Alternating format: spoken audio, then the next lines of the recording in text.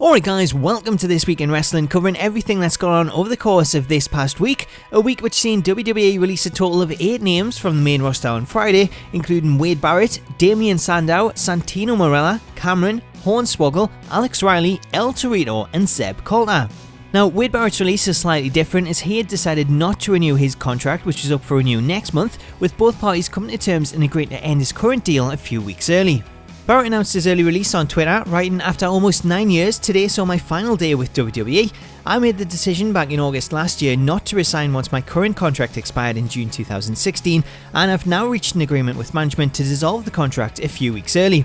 Thank you to everyone who has supported me over the years, especially the guys I've shared a ring and locker room with. I will miss them tremendously. As planned, I am now taking a well-earned break from the wrestling industry in order to expand my horizons, but I'll be back in the ring when the time is right. Thanks for the support everyone, I'll see you all down the road." As for the rest of the releases, they were all still under current deals when WWE made the decision to release them. However, most did not appear on WWE TV for some time, which made them kind of obvious choices to get released, whereas Damien Sandow had been on TV and is someone who has actually got a really big following, and he's even a former Money in the Bank holder, which led to a lot of fans reacting angrily on Twitter that Sandow had gone and he was never really given a chance to show what he could do.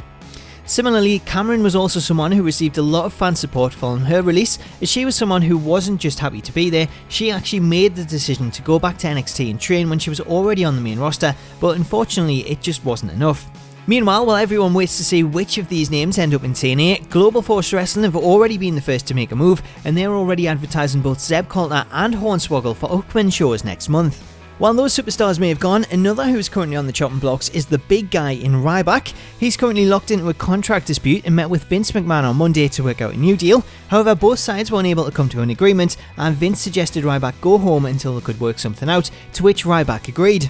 The reason both parties couldn't agree to terms stems from Ryback's frustration at his place on the card and being moved to the WrestleMania pre-show, as well as holding out for more money, claiming there should be more equality across the board between the highest paid stars and the lesser names, because if those so-called lesser names weren't there to take the losses, then the big names wouldn't be in the position that they are. Ryback's frustrations were also evident at Payback, where he appeared to take a shot at WWE and his place on the pre-show by wearing a pre-showstopper belt. Switching to new talent, and last Sunday we all had our hearts in our mouths watching Payback as Enzo Amore took an awful bump in a match against the Vaudevillains. Enzo was whipped into the ropes and set to slide outside, but he caught his head on the ropes, causing it to be whipped back violently against the mat, which knocked him out cold. The match was then thrown out and Enzo was taken to a local hospital, leaving a lot of fans worried that he may have suffered a broken neck, but fortunately the injury wasn't as bad as first presumed, and Enzo had a lucky escape, suffering only a concussion. As of now, there's no timetable for his return, but Kevin Owens did pop into the hospital to see Enzo post-Payback, and he tweeted out this photo of Enzo rocking a hospital gown as only the certified G and bona fide stud could.